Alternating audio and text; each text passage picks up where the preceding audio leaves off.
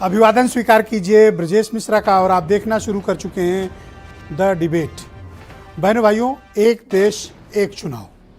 हम 2018 से इस विषय पर बहस करते आ रहे हैं लेकिन अब ऐसा प्रतीत होता है कि पहली बार ये मामला एक गंभीर मोड़ पर पहुंचा है, जहां सरकार निर्णय लेने की स्थिति की तरफ बढ़ती हुई दिखाई दे रही है। क्या इस देश में वन नेशन वन इलेक्शन संभव है? क्या पॉलिटिकली बहुत ही कॉम्प्लिकेटेड, कॉन्स्टिट्यूशनली बहुत ही कॉम्प्लिकेटेड इस राज्य में क्या ये संभव हो पाएगा प्रैक्टिकली कि सभी पॉलिटिकल पार्टियों को इस बात के लिए तैयार कर लिया जाए, संविधान में व्यापक संशोधन कानूनी तौर पर कर लिए जाएं ताकि इस देश में चुनाव एक साथ हो सकें? क्या ऐसा संभव है? आज हम सभी तकनीकी पहलुओं पर, संवैधानिक पहलू पर और राजनीतिक पहलू पर भी चर्चा करेंगे डिबेट में और समझेंगे कि आखिर है क्या वन नेशन वन इलेक्शन और ये कैसे पॉसिबल है। आज की चर्चा इसी विषय पर। बहनों भाइयों, देश में एक साथ चुनाव कराने की योजना पर सरकार काम कर रही है। उसका नाम रखा गया है वन नेशन वन इलेक्शन। एक कमेटी भी फॉर्म कर दी गई, आप सबने खबरों में देखा भी होगा। पूर्व राष्ट्रपति रामनाथ कोविंद की अध्यक्षता में एक कमेटी है जिसको एजेंडा दिया गया है, जिसको टास्क दिया गया है, जो गजट नोटिफिकेशन में मुद्दों के साथ उसे टर्म्स ऑफ रेफरेंसेस दिए गए हैं ताकि वो वन नेशन वन इलेक्शन को लेकर अपने सुझाव सरकार को दे। अब सवाल इस बात का आता है कि क्या इस देश में एक साथ चुनाव कराए जा सकते हैं? पहले कराए जाते थे आज़ादी के बाद, या जब से भारत में चुनाव शुरू हुआ सन 67 तक, 1967 तक एक साथ चुनाव होते थे।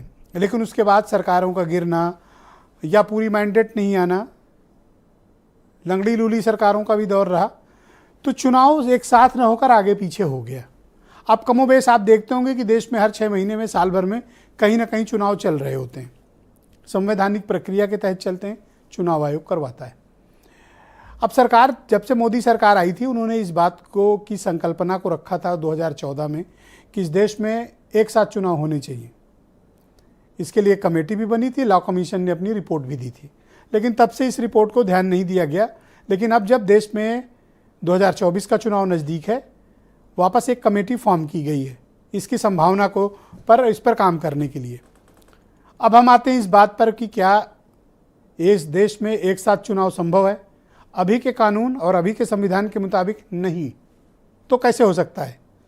तो सिर्फ ऐसे हो सकता है कि संविधान का संशोधन हो, कानून बने, राज्य की असेंबलीज में से आधे से ज़्यादा का कंसेंट हो, उस पर सहमति हो, तब इस पर कानून बनेगा और तब इसको संविधान संशोधन के जरिए सरकारों के टर्म्स बढ़ाए और घटाए जा सकते हैं। एक साथ चुनाव कराने का कोई संविधान नहीं होगा, लेकिन राज्यों के जो टर्म खत्म हो रहे हैं, जिनका कार्यकाल खत्म हो रहा है, उनको एडजस्ट किया जा सकता है। उसके लिए संविधान का संशोधन आवश्यक होगा। क्या संविधान की वो 4 धाराएं बदलेंगी जिनके तहत असेंबली और लोकसभा में नियत समय या उसके 6 महीने के भीतर चुनाव कराने का मैंडेट है, प्रावधान है और संवैधानिक प्रावधान है? क्या ऐसा संभव है? उसके लिए ज़रूरी होगा कि कानून बदले, संविधान बदले। तो संविधान बदलने का माध्यम है कि लोकसभा राज्यसभा के माध्यम से संविधान संशोधित हो, राष्ट्रपति सहमत हो और कम से कम 16, इस देश की 16 असेंबलीज में इसको पास कर दिया जाए। तो सरकार के मन में क्या होगा, हमें इसके बारे में चर्चा करनी चाहिए। क्या सरकार लोकसभा में अपना कार्यकाल संसद में अपना कार्यकाल बढ़ाएगी, यानी केंद्र सरकार अपना कार्यकाल आगे बढ़ाकर फिर असेंबलीज का चुनाव एक साथ लाने की कोशिश करेगी, या जो असेंबलीज के चुनाव होने जा रहे हैं दिसंबर तक, उनके साथ ही खुद का चुनाव करा लेगी, या फिर इन सबको एक्सटेंशन देकर 31 अप्रैल में चुनाव कराए जाएंगे? कुछ सरकार प्लान कर रही है, सरकार कुछ बड़ा प्लान कर रही है, सरकार कुछ बहुत बड़ा प्लान कर रही है। तीनों बातें। और विपक्ष, मीडिया, इंटेलेक्चुअल या संवैधानिक संस्थाओं को भी अंदाजा नहीं है कि सरकार क्या चाहती है। लेकिन सरकार एक चीज़ चाहती है, वन नेशन वन इलेक्शन को किसी न किसी प्रारूप में लागू किया जाए। तो ये किस तरह से लागू हो सकता है? तो मैंने आपको बताया कि संविधान को संशोधित करके दोनों संसदों की, दोनों राज्यसभा लोकसभा की सहमति, उनके मैंडेट, राष्ट्रपति की मंजूरी और राज्य की असेंबलीज में कम से कम 16। तो बीजेपी के पास कितनी है इस वक्त? बीजेपी और उसके समर्थक दलों के पास इस वक्त 14 राज्यों में सरकार है, जिसमें 2 में यूनियन टेरिटरी भी है, वो भी काउंट होगी। तो आपके मन में अगला प्रश्न आएगा कि कितनी असेंबलीज के लिए मैंडेट चाहिए? 16। तो 2 और कहां से जुगाड़ हो सकती हैं? हो सकती हैं कहां से? उड़ीसा से हो सकती है। उनका समय और उनका कार्यकाल भी लोकसभा के कार्यकाल के साथ जुड़ा हुआ है। तो हुआ 14 से हुआ 15। आंध्र प्रदेश भी है, वो एनडीए के तकरीबन हर कॉम्प्लिकेटेड इश्यूज पे वो रेस्क्यू करते हैं, वहाँ की असेंबली भी इसको मान्यता दे सकती है।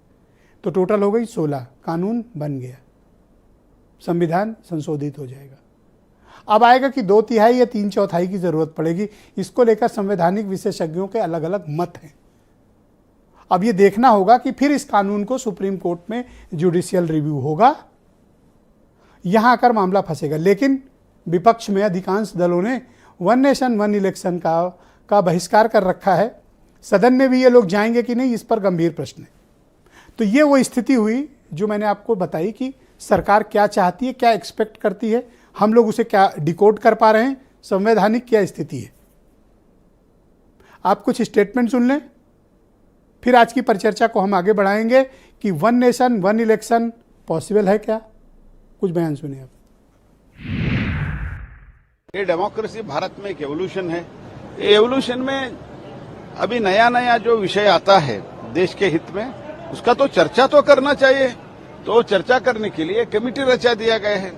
तो इसका अर्थ ये नहीं है कि कल से ही हो जाएगा, ऐसे तो हमने थोड़ी कहा है। चुनावों में कितना समय देश का जाता है, हर वर्ष कितना समय लगता है, और अगर वो सही समय सही दिशा में लगाया जाए, देश के विकास के लिए लगाया जाए, तो देश को लाभ मिलेगा।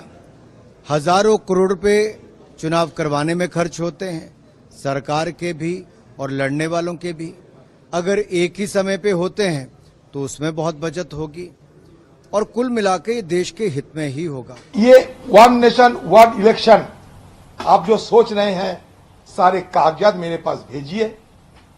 कागजात देखने के बाद मैं अपना विचार रखूंगा और उस समय आपको मैं जानकारी दे दूंगा। आप लोगों से ये जरूर मांग करूंगा, अगर हिम्मत है तो आमने सामने आपकी तरफ से पेशी किया जाए, जैसे कि मैं खड़ा हूं।